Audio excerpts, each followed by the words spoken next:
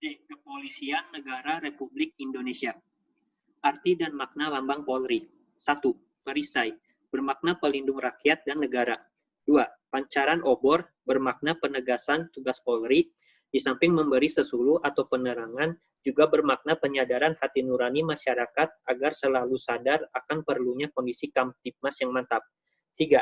Tangkai padi dan kapas menggambarkan cita-cita bangsa menuju kehidupan adil dan makmur, sedangkan 29 daun kapas dengan 9 putik dan 45 butir padi merupakan suatu pernyataan tanggal pelantikan Kapolri pertama 29 September 1945 yang dijabat oleh Jenderal Polisi Raden Said Sukanto Cokrodiatmojo.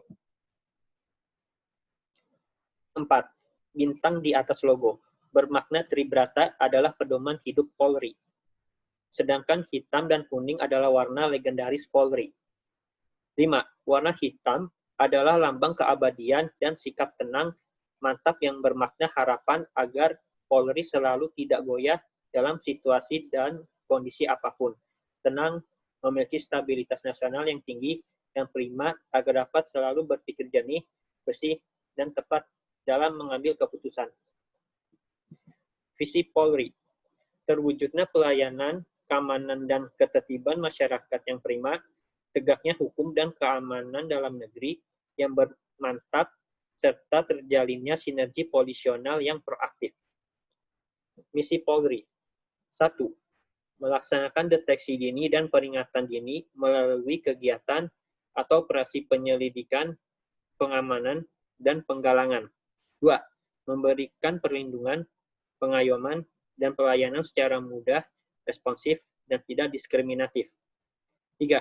Menjaga keamanan, ketertiban, dan kelancaran lalu lintas untuk menjamin keselamatan dan kelancaran arus orang dan barang. 4. Menjalin keberhasilan penanggulangan gangguan keamanan dalam negeri. 5. Mengembangkan perpolisian masyarakat yang berbasis pada masyarakat patuh hukum. 6. Menegakkan hukum secara profesional, objektif, proporsional, transparan, akuntabel, untuk menjamin kepastian hukum dan rasa keadilan. 7. Mengelola secara profesional, transparan, akuntabel, dan modern seluruh sumber daya Polri guna mendukung operasional tugas Polri. Fungsi, tugas pokok, dan sumpah Polri. Fungsi, tugas pokok, dan sumpah Polri terdapat dalam Undang-Undang Nomor 2 Tahun 2002 tentang Kepolisian Negara Republik Indonesia. Fungsi Polri. Pasal 2 Undang-Undang Nomor 2 Tahun 2002 tentang Kepolisian Negara Republik Indonesia. Fungsi kepolisian adalah salah satu fungsi pemerintahan negara di bidang pemeliharaan keamanan dan ketertiban masyarakat, penegakan hukum, perlindungan, pengayoman, dan pelayanan kepada masyarakat. Tugas pokok Polri. Tugas pokok Polri juga terdapat dalam Undang-Undang Nomor 2 Tahun 2002 tentang Kepolisian Negara Republik Indonesia. Tugas pokok Polri adalah A. Memelihara keamanan dan ketertiban masyarakat. B. Menegakkan hukum. Dan C. Memberikan perlindungan, pengayoman, dan pelayanan kepada masyarakat. Sumpah Polri.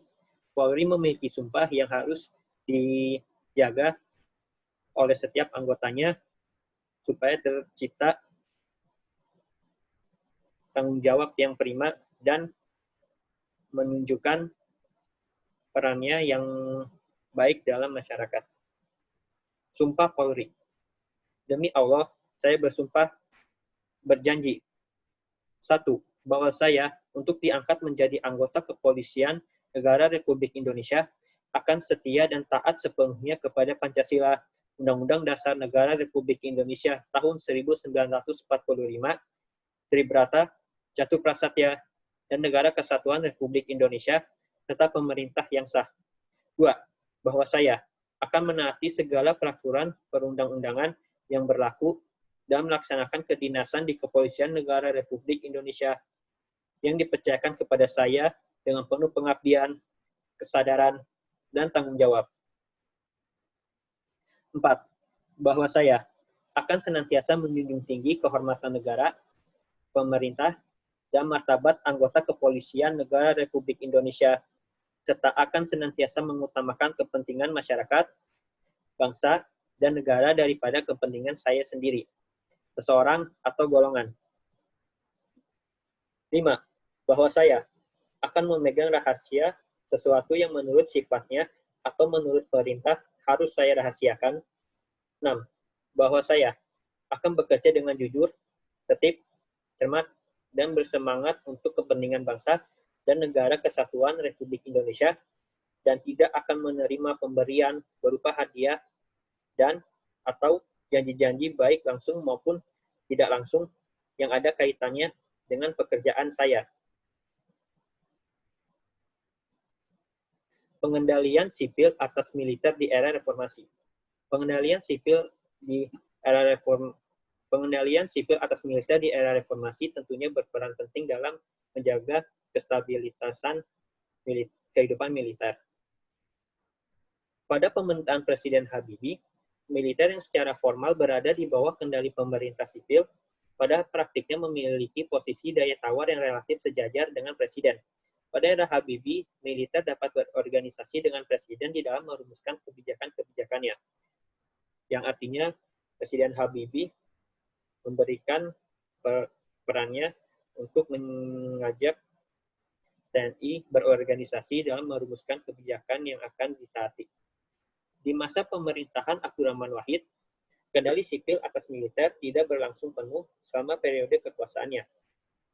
Pada masa awal kekuasaan, kontrol sipil atas militer dapat dirasakan dengan adanya kebijakan-kebijakan yang walaupun bertentangan dengan keinginan militer dapat diterapkan. Kemajuan selanjutnya yaitu tertera pada kemampuan mengendalikan ala Presiden Megawati. Kemampuan sipil mengendalikan militer di era pemerintahan Presiden Megawati hampir sama dengan kondisi pada masa kekuasaan Habibie, di mana militer tidak semata-mata menjadi objek kebijakan pemerintah sipil. Presiden Megawati tidak menempatkan militer sebagai subordinasi pemerintahan sipil, namun sebagai mitra yang turut dilibatkan dalam proses pengambilan keputusan yang terkait dengan militer. Baik, sekian dari pembahasan materi tentang Tentara Nasional Indonesia dan Kepolisian Negara Indonesia. Apabila terdapat kesalahan atau kekurangan kata, saya ucapkan mohon maaf. Billahi taufiq wal hidayah. Wassalamualaikum warahmatullahi wabarakatuh.